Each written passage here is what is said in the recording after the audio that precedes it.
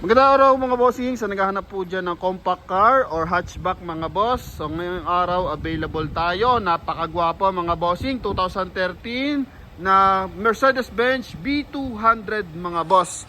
Makina lang nito mga bossing is 1.6 liters na gasoline engine, naka paddle shift to mga bossing. In same time, naka leather ang upuan, sobrang business class ang datingan nito. Yan o. And mileage lang nito mga bossing, 46,000 km. Paikutan lang natin ang bahagya mga boss ha. Naka low profile na tires and naka all disc brake mga boss. Ito yung likod niyan. As in presentable mga bossing, walang basag yung kanyang taillight, headlight mga boss. Maluwag ang trunk compartment mga bossing oh. Yan, so lalatagan natin na maigi yan, may mga sensor pa. Okay, para sa mga buyer natin interesado, pwede ito sa mga estudyante, pang opisina. Yan mga bossing. Okay, so all goods to mga boss. Oh, and walang worry pag abot sa mga Mercedes-Benz mga bossing, may mga contact tayong mekaniko, kilalang talyer na maayos gumawa and mura sumingil mga bossing. Ano? Yan ang ginagaranted natin mga boss. Okay, so sa mga interesado, coding nito is Friday mga boss, ending 0. Medyo nakabend kasi yung plate niya sa harap, kaya hindi ko na nilabas yung plate number niya mga bossing, no? So, sa mga interesado, presyo nila dito 750,000. Pero sa Promote PH, makukuha mo lang to sa halagang 625,000. And kulay na ito is Polar Silver. So, ang ganda ng kulay mga boss. So, naka-MG mags to. So, before yan mga bossing, masyado ako excited.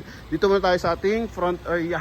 So, papansin nyo, yung kanyang front grille is naka-body color din. Kulay silver. May sensor na 4 sa harapan mga boss. Yan, para pag may mga sumisingit, so nadidetect ng driver. Then, may fog light na rin siya, mga bossing. Ito, yung grill niya dito, mahaba, no? Yung sa baba, para at least yung pasok ng hangin direct sa engine bay. Okay? Then, naka two-tone mags. So, yung mga gamit ng, AMG mags, mga boss. Kumbaga, sa pinaka-high-end na yan ng Mercedes-Benz. Kasi ito naman, tingnan mo naman yung presyo. Sobrang baba lang ng presyo sa atin, 625. Pero sa mga 2 million, 1.5 million, 3 million, doon nakakabit dapat yung mga AMG mags na yan mga bossing. So upgraded na. So concern ko lang dito, expired ang gulong na ito mga bossing. Naka 2011 pa to. So kumbaga hindi talaga siya masyadong gamit mga bossing. Mileage lang is 46,000 km. So kaya natin tinawaran ng matindi para at least may pambili ng tires yung makakabili na ito mga bossing. Makapal pa siya mga boss, no? 90% red light pa siya, yun nga lang is 2011 yung series nito mga bossing. Okay? Yan, so napakalit na lang yan, kaya nga hinirita na natin. Dapat ang dealer dito is 650 pa. Sabi ko pambili na lang ng 4 na gulong. So ang gulong na mga ganito mga boss is mga sa 6,500, 5,000 mga boss. So yan, para lang may leeway tayo. Okay? Yan. Then ang ganda ng kulay mga boss. Oh, pattern na pattern. Naka all disc brake yan mga bossing ha. Harap likod, naka disc brake na. Yan. Okay, paras lang naman ang series. Then may signal light sa kanyang side mirror. Concern lang natin yung mga ganito. Oh, ha. Yung rubber niya. So sa katagalan and siguro walang parking, kaya nagkakaganto lang mga boss. So the rest naman buo. So ewan ko lang ba't dito tsaka sa belang side lang yung may tuklap-tuklap mga boss. Okay? Pero sa body, latag na latag, original paint mga boss. Okay? Then dito, sa kanyang door funnel, naka chrome, naka power adjust ang side mirror. Ganda pa oh. Ang kanyang power adjust side mirror mga boss. Oh, may light ano pa siya mga bossing, may mood light. Okay, then leather. Same time, dito naman naka leather din. May airbag sa side mga bossing. Then, pagdating dito sa loob, pasok tayo. Okay, so ganda ng steering wheel. Sobrang lambot din. And, eto mga bossing is, meron na rin siyang cruise control. Meron siyang plus minus mga bossing. For paddle shift, sports modes. Papansin mo, dito sa kanyang interior, wala siyang cambio. Nahan lang natin to. So, wala siyang cambio mga bossing. Kasi nandito yung cambio niya. Yan o. Reverse, neutral, parking, drive. Then, isa pang concern natin, yung pinaka LCD nga mga boss. Kita naman yung mga letter, no? So, para lang siyang, Dahil na rin to sa katandaan mga boss no? Kumbaga hindi pa nga to gasong katanda, possible lang siguro naka outside parking mga boss. Kaya nag-react na yung kanyang LCD. Okay, yan. Pero as in presentable, walang putok yung kanyang carbon fiber dito, tsaka yung aircon blower niya, napakakisig mga boss. Oh, wow, 4 yan mga bossing. Ilaw natin nandito, may auto light na rin siya mga boss.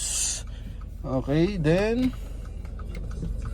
pag nilagay mo sa parking, naglalak. So mapapansin mo, automatic siya mga bossing.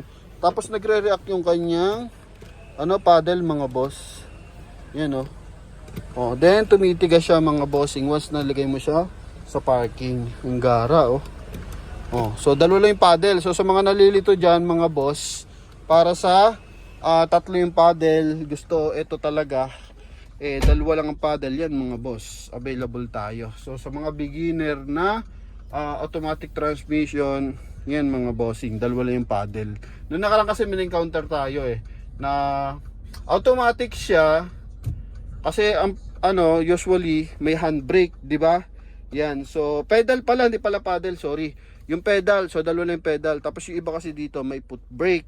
Yan, so para hindi ka mahirapan, wala siyang foot brake, wala siyang handbrake, didianan mo lang siya mga boss. Okay? Yan, maglalak na yung ating pedal mga bossing. Then, ito yung ating air conditioning system. Same time. Ito naman, juice stick para dito sa ating audio controls. Ito. Yan. Dito naman, bottled water holder. Okay, 12 volt socket. Yan. Dito CD type pa rin siya mga bossing. Ang ganda ng mga hole Yan. So naka-round yung kanyang aircon blower. And pagdating sa safety features, airbag sa side. Then yun nga, airbag din dito sa upuan. Then dito naman sa taas, so meron siyang sun visor. Okay. Yan, may sun visor. Yan mga boss. Then ilaw. Para naka-pilot light siya mga boss. Then pagdating sa leather, baba natin yung bintana kasi medyo makulimlim dahil nga may bagyo. Yan. Ito mga boss. So, ito naka-factory leather mga bossing. Makisig na makisig ang upuan, walang kapunit-punit. Yan And yun nga about sa after sales ng mga gantong unit mga bossing. Syempre, pamilyar din naman ako sa mga reaction ng mga viewers natin, buyer na natatakot sila sa nila dadalhin, saan sila kukuha ng pyesa after na mabili nila to mga bossing. So tayo is meron tayong mga contact sa mga European cars, sa mga high-end cars mga bossing. So may mga gumagawa po tayo niyan, no? And hindi siya mataas sumingil mga bossing. Okay? Yan compare mo sa let's say sa Ford. So pag dinala mo sa Ford, mataas ang price. Like dito, pag dinala mo to sa Mercedes, mataas ang mga parts mga bossing. So sila nagda-direct import sila ng mga pyesa, authorized sila mga boss, kaya mas mura nila nakukuha yung parts tsaka pyesa ng sasakyan mga bossing. Tsaka pag ganito naman 100% maayos yung transmission, makina, and wala rin naman tong kalampag mga bossing. So most likely naman pag pinabayaan mo lang to sa change oil, usually yun doon lang magkakaroon ng pagkasira yung makina mga boss tsaka transmission. Pero sa paggamit naman, usually niyan, ordinary na mga kalampag mga boss, lalo pag ganito mga compact. So tayo, may mga contact tayo dyan mga boss. Major or minor concern, so pwede ko po kayong tulungan dito sa Promote PH mga boss. Okay? Yan. So, gara mga boss, no? Wala siyang, paddle for, mga bossing, transmission kasi nandito na siya. Okay? Dito siya naka-paddle sa taas. Yan. Then, check natin yung mga window, pati sa likod. Yan, maayos naman mga bossing. Maganda lang pag mga gantong European car mga boss, or high-end cars, is yung soundproof mga bossing. Sobrang tahimik sa loob mga boss. Yan, tunog lang ng hazard yung mapapakinggan mo, music, pero yung mga sa labas, ugong na sasakyan, so wala masyado mga bossing. And ang ganda pa ng speaker nito kasi nga may speaker sa taas, may speaker sa baba. Dito naman may seal guard. Kitang-kita mo yung pag-aalaga sa sasakyan mga boss. Naka-plastic pa, no? Oh, yung seal guard niya. Okay, so punta tayo for second row. Ito yung second row natin mga bossing. Yung leather niya mga boss, oh. Ang gara, buong buo. Oh, ha? Maluwag. 100% na hindi to binaha mga boss. Ito naman is naka-leather. May speaker din mga bossing. Oh, ha? Then, ito may airbag din. So, safety features. 6 agad ang airbag mga boss. Yun lang, naka-child lock. No, hindi natin mabuksan. It means naka-child lock dun sa kabila. Yun mga bossing. Yan. Ito. Explain na rin natin baka mangyari. Ito airbag.